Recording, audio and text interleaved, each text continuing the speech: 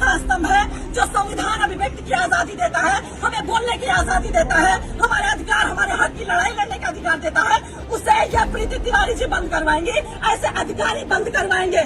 ये कह रही हमारा मूड खराब हो गया। हम मूड खराब होने का जिम्मा नहीं लेते, हम अपना काम करवाने आए हैं। हम पढ़ लिख कर अपनी मर्जी से अधिकारी बनी है, सुनने के लिए, जनता को झंडे के लिए सेवा करने के लिए अधिकारी बनी है। आप अपने कार्यालय से जनता को दुर्व्यवहार करके कार्यालय से बाहर नहीं निकाल सकती है।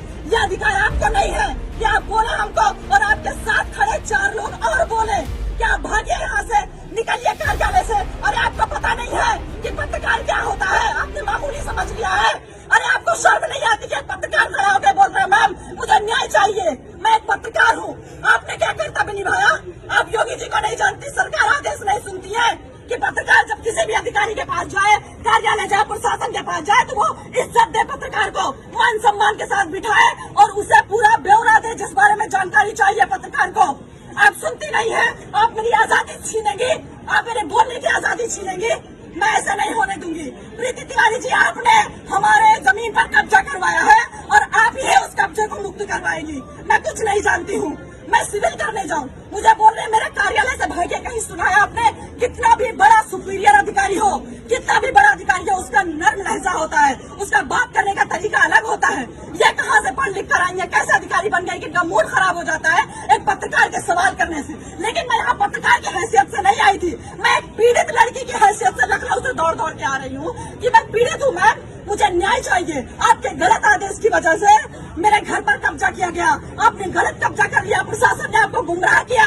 मैं बता रही हूँ, मेरी बात सुनने को तैयार नहीं। आप पहले बाहर जाइए, फिर मैं बात करूंगी। आप पहले बाहर जाइए, मेरा मूड खराब हो रहा है, मुझे गुस्सा आ रहा है, मुझे मेरा गुस्सा शांत करिए और मैं सब साक्ष्य दिखाऊंगी आपको। इनका जितना भी रवैया अंदर किया मेरे साथ, जितना भी यह भूल गई कि मैं पत्रकार बता रही हूँ, लेकिन मैं तुम्हारा कुछ भी कर सकती हूँ, यह भूल गई।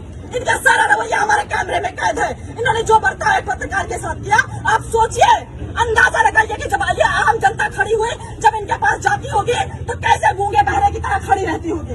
इनके आदेश के लिए एक शब्द सुनने के लिए कितना बेचैन रहती होगी कि मैम कुछ तो हमारे हक में फैसला सुना दे, कुछ तो हमारे हक में बोल दे, कुछ तो मेरे साथ न्याय कर दे। इस उम्मीद से जनता यहाँ पर खड़ी रहती है। और इन्होंने अभी कार्यालय का गेट बंद कर लिया और जब मैं परेशान हो गई, मुझे कार्यालय से बाहर निकाला गया, मुझे धक्का मारा गया, मेरे साथ दुर्व्यवहार किया गया, तब मैंने रिपोर्टिंग शुरू की, तब मैंने अपना कर्तव्य निभाया कि आज नहीं तो कभी नहीं। क्योंकि मैं यहाँ 2-2.5 महीने से चक्कर काट रही हूँ। मेरी बुजुर्ग माँ 2-2.5 महीने से आ रही कि मैम आपकी गलती की वजह से अभी तक कोई हमारे घर में घुस नहीं पाया। एसडीएम के गलत आदेश की वजह से हमारे घर पे लोगों ने कब्जा कर लिया, प्रशासन को भेजकर इन्होंने कब्जा करवा दिया। प्रशासन गलत रिपोर्ट लगा रहा है। जांच होनी चाहिए, निष्पक्ष जांच होनी चाहिए। हम बेईमान लोग नहीं है, गरीब आम जनता बेईमान नहीं होती है, अधिकारियों की तरह गलत फैसले नहीं लेती है, किसी का किसी पर कब्जा नहीं करवाती है। ये जो यहाँ पर आम जनता खड़ी है, ये बेईमान नहीं है। अपना खून पसीना बहाकर यहाँ पर लोग खड़े हुए हैं, उम्मीद में कि हमें न्याय मिलेगा। एसडीएम के पास जाएंगे, लोग उम्मीद में रहते हैं एसडीएम साहिबा के पास जाएंगे, हम सुनाएंगे अपनी कहानी। महिला है, महिला के साथ न्याय होना चाहिए।